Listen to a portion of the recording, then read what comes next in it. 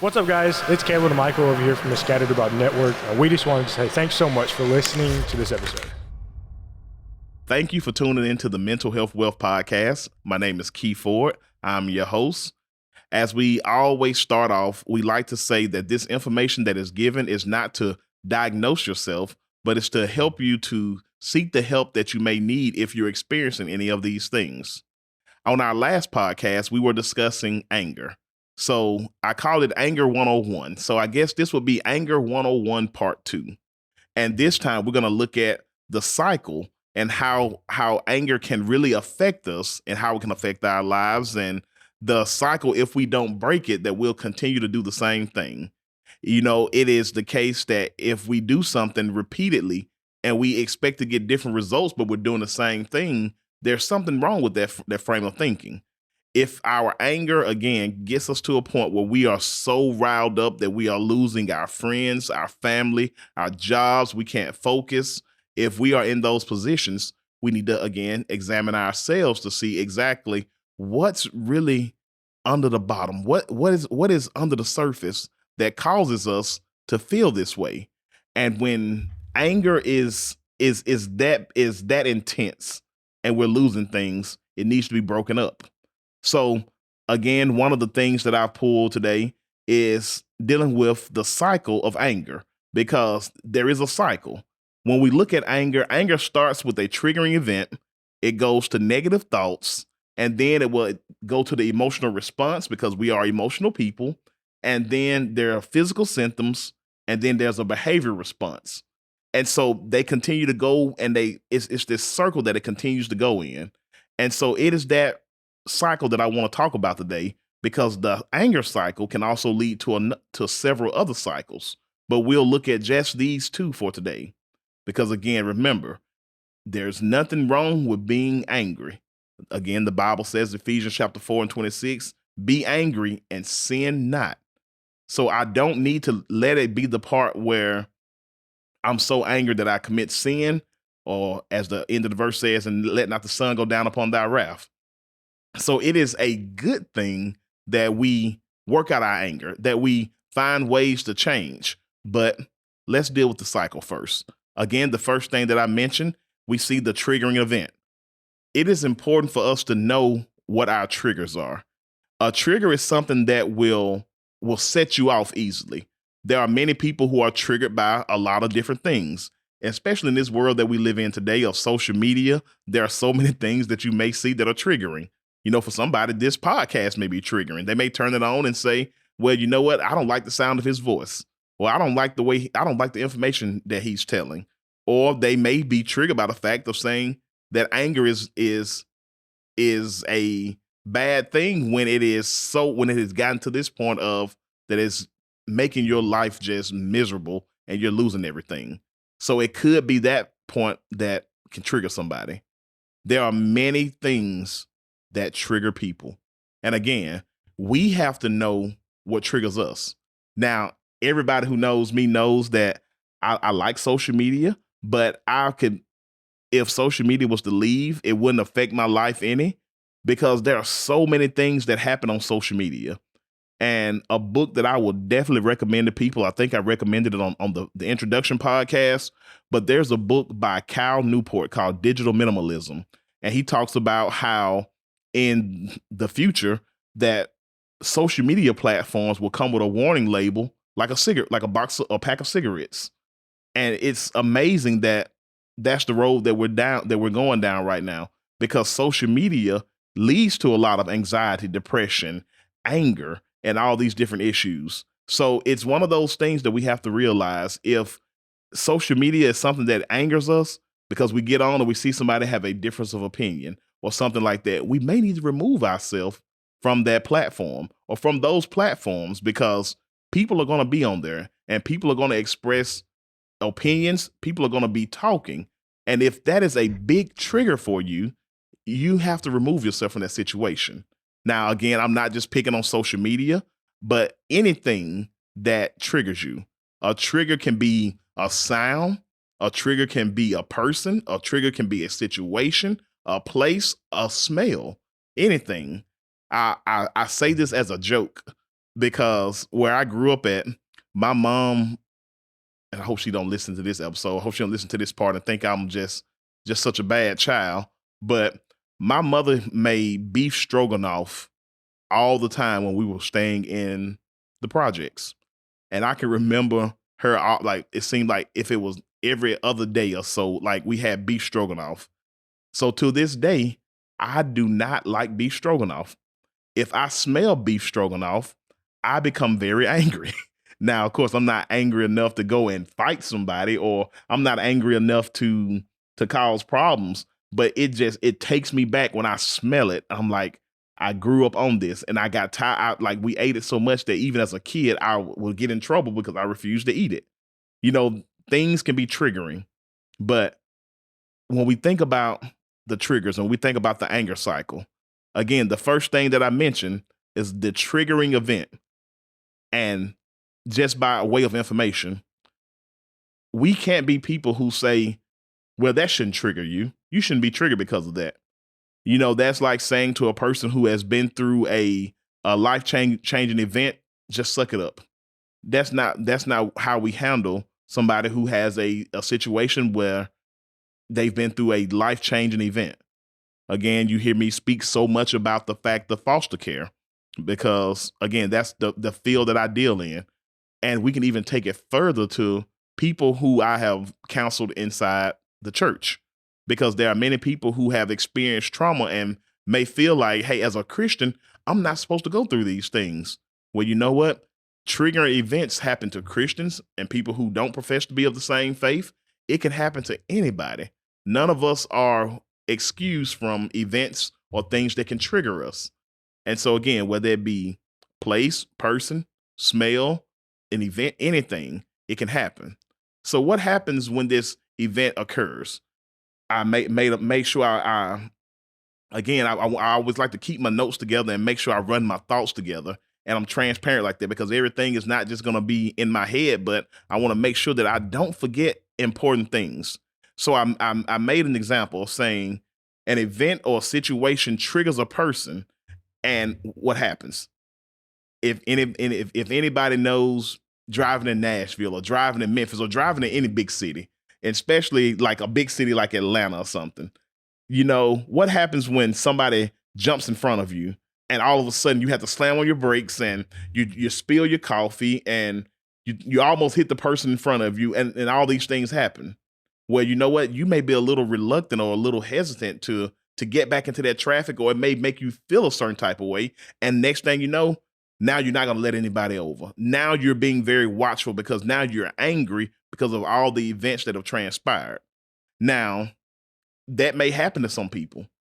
Now, does that mean that you should find the person who got in front of you, have some words with them, and try to get into a confrontation? No, it shouldn't be the case. What about having a bad day at work? You know, sometimes people have bad days at work. Sometimes your computer may not work. Sometimes a coworker may get on your nerves. Anything can happen. But should that be a reason for us to just be so angry that we hurt somebody? Now, let's look at a triggering event as in the fact of somebody who was beaten or a rape victim. Let's use that example. A person who has been through such a terrible tragedy like that, and so they may see a person and they may clench their purse a little bit tighter, or they may clench to the person who they're walking with because they're reminded of somebody. That's a real tragic event. That is something that has happened. But let's look at it from the anger standpoint again. Should I be so mad that somebody cut me off in traffic that I pull a gun on them? Let's say that I do that. Let's say that I pull a gun out on somebody. Now, the negative thought is me it has gotten me to the point where I pull a gun out. I become irrational in my thinking because you cut me off in traffic. Now I'm going to confront you and I'm going to make you pay for what you did. Now, question, what does the gun have to do with it? Why would you pull a gun on somebody? Because they jumped out in front of you, because they passed you. Now, it's sad to say that I want to say it may have been 2018 in Memphis. I can remember a report came out that some young men were driving on the highway, and it was three young men in the car, and they got mad because a person jumped in front of them. Well, they shot and got up to the car and they shot the car, and they actually killed the person who was driving. All three young men were charged in that situation. You should never act off of those irrational thoughts. That irrational thinking will cause a problem every time, because it's you're not in your right mind.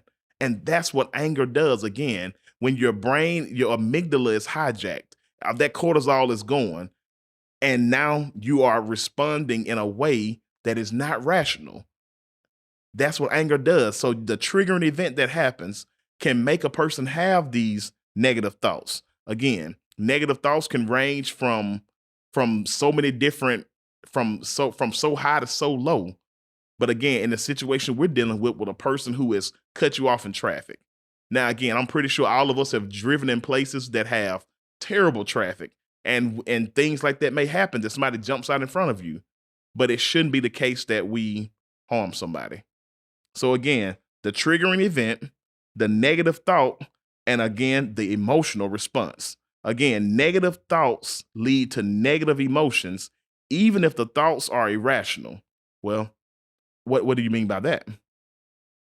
Feeling of shame or guilt, or feeling of that anger that somebody did that thing to you because of who you are, and now you have to take vengeance. It has to be broken. Now, there can also be physical symptoms. When you are in that moment, again, we're dealing with the moment of somebody pulling out in front of you and you're angry. Now, your body can get hot. Your face can get hot. Your whole body can get hot because of the fact of, hey, this just happened. I'm thinking I'm about to lose my life. Something just terrible just happened to me, and now I have to react. Your stomach could start hurting. You could feel nauseous. All these things. That's what anger does, again, because the cortisol is going through your body. Your amygdala has been hijacked. You are now operating in a fight or flight situation, even though you may not perceive yourself to be in an immediate danger, but now the autopilot has kicked in, and now you're either ready to fight or you're ready to get yourself out of that situation. And then the behavior response. Again, you get pulled over, you get interrupted while driving, you pull a gun, and now what are you gonna do? What good is pulling the gun, or even cursing at somebody? What good does that do? You're still angry.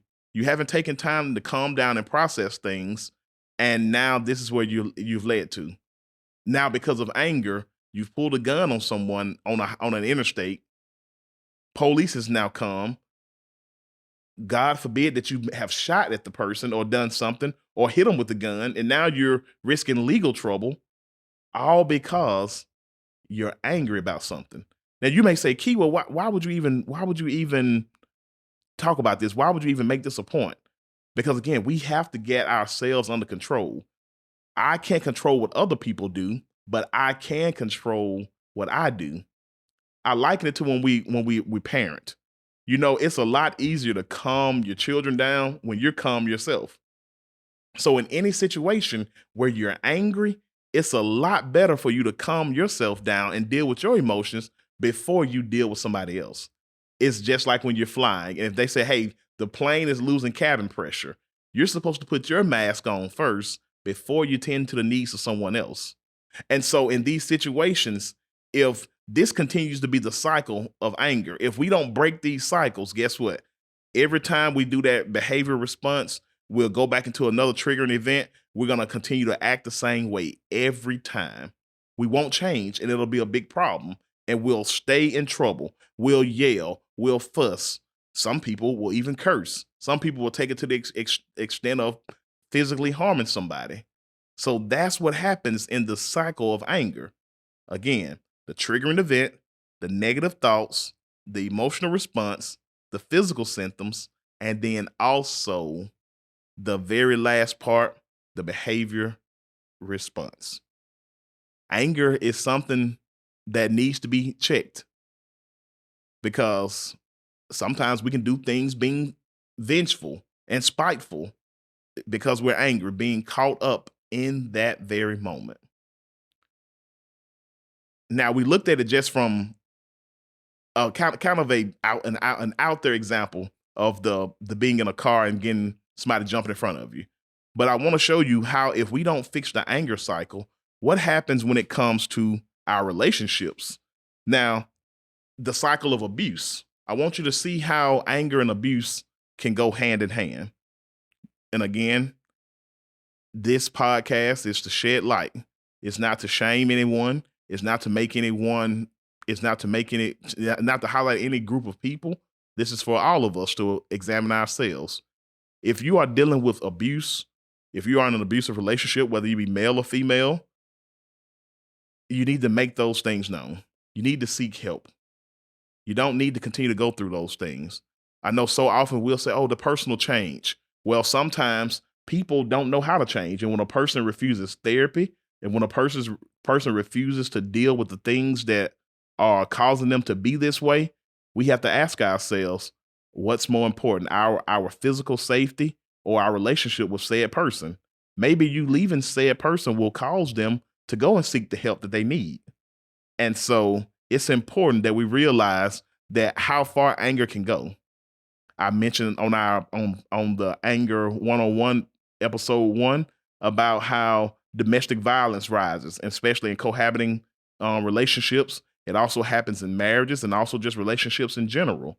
But I want to show you how the cycle of abuse goes because of anger. Now, the first thing that it starts with tension building. If I'm a person who doesn't know how to control my anger in the first place, and you do something to make me mad, and I'm the tension is already building, I'm a time bomb waiting to explode. And so often again, it is the case that people may not know. They may not see you as the time bomb. They may not know that they're only seconds away from detonation. They may see you getting angry, but they may not think, oh, it's not such a big deal.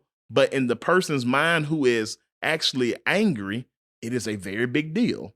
So when tension builds, when stress begins to grow, when a situation begins to get the best of a person, you don't know how a person will react sometimes.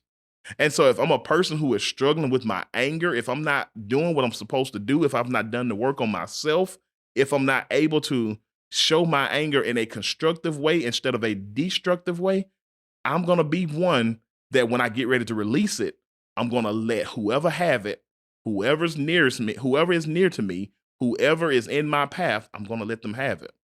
So as tension builds, stress grows, and the threat becomes more imminent.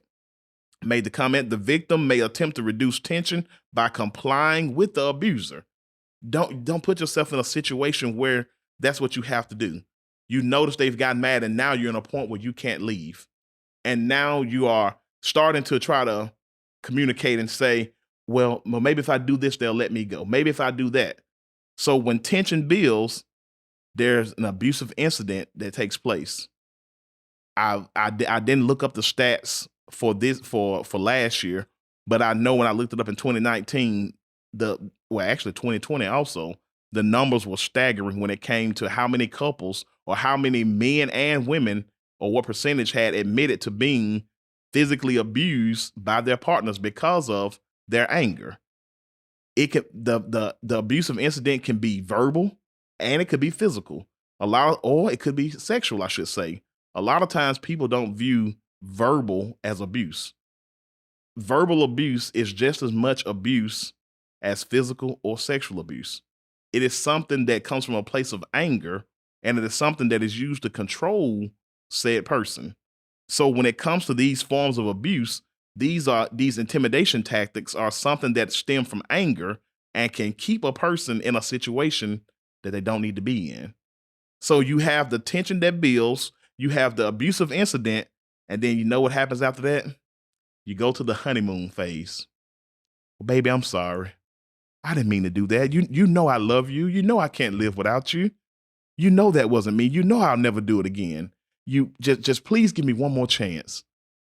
Now, I'm not saying that that a person can't change, but for people who don't do the work on themselves, and for people who are struggling really, really bad with these anger issues, and then not only with the anger issues, then they put the maladaptive behaviors such as smoking, drinking, opioids, all these things. When they bring all these things into play, it's going to be hard for a person to really get the help they need to get and be the person that they need to be. And so now you have the honeymoon phase. Now, again, as you heard me say, the honeymoon phase, the abuser apologizes, shows remorse, and often begs for forgiveness. They may shower the victim with love and affection and promise that the abuse will never happen again, but it's only temporary. It doesn't last forever, because the moment when that trigger comes back again, when that triggering event shows back up, that moment when they look on Facebook and see that the love of their life has liked another man's post, or they have done something that they don't agree with, guess what? The event is going to start back up again. So you have the tension that builds, you have the abusive incident, you have the honeymoon period, and then you're going to have the calm part of the relationship. The calm is going to be everything's back to normal for a moment until, again, that tension builds back up. So we see how anger can be a destructive thing. We see how anger can get to the point where it just sends somebody in a complete rage. And it's sad to say that many people experience that, and they're suffering in silence. Again, I'll say it until I'm blue in the face, or I'll say it until as long as I have breath in my body. I do not encourage anyone to stay in a relationship where there is abuse. If there, and I know this is a podcast that speaks strictly from a Christian perspective. Even if it's in a marriage, now you can't go out and just go and get you another spouse.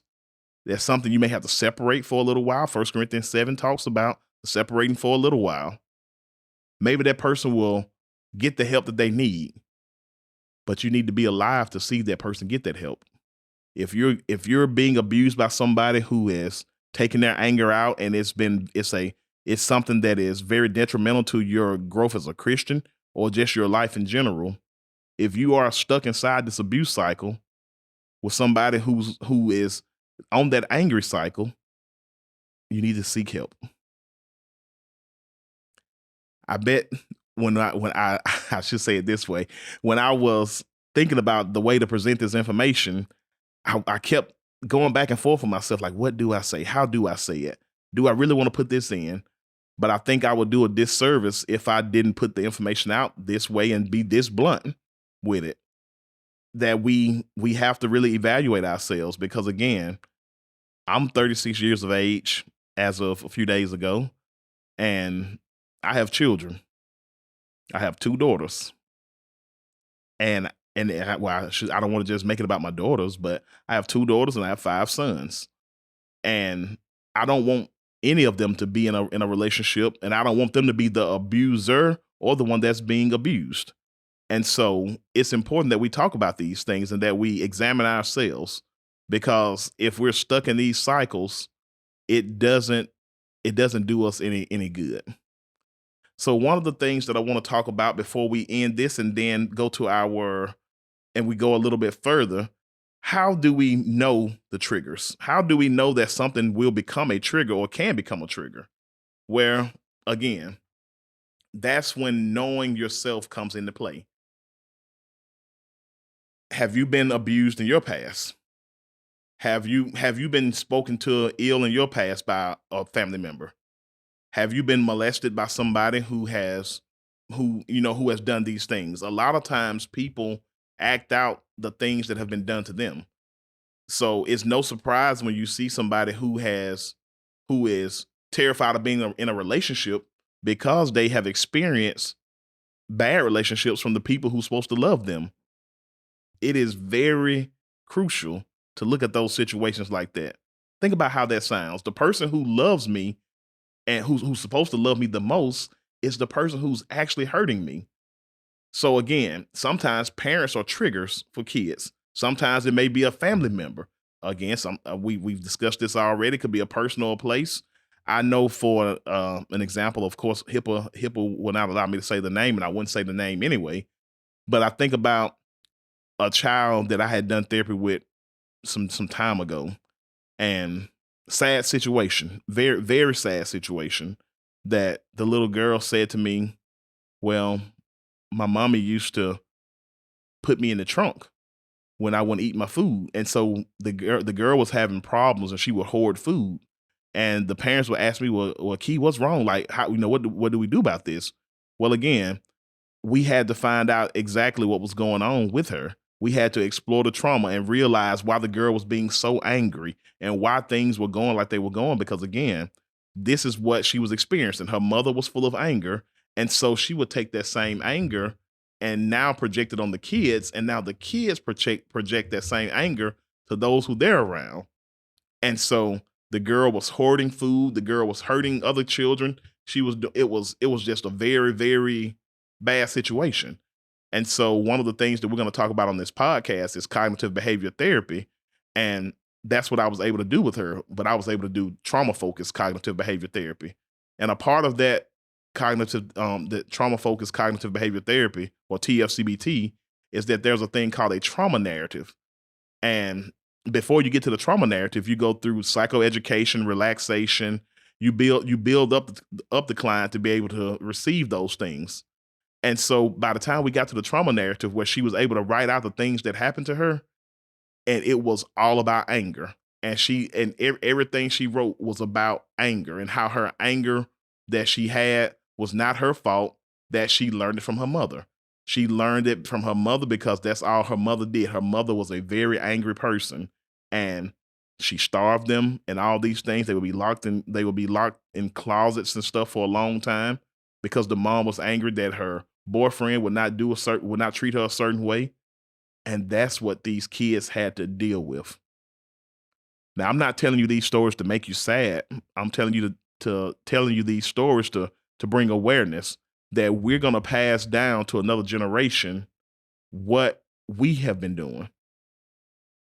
If we have been people who have been a victim of this cycle, we should want to break the cycle and want to be able to start a new generation of doing better, being more in tune with themselves, and being able to handle their anger in a constructive way.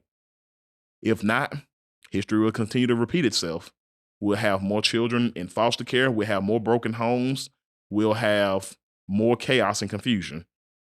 In the state of Tennessee right now, as of last week, there are 9,117 kids in custody, in state's custody.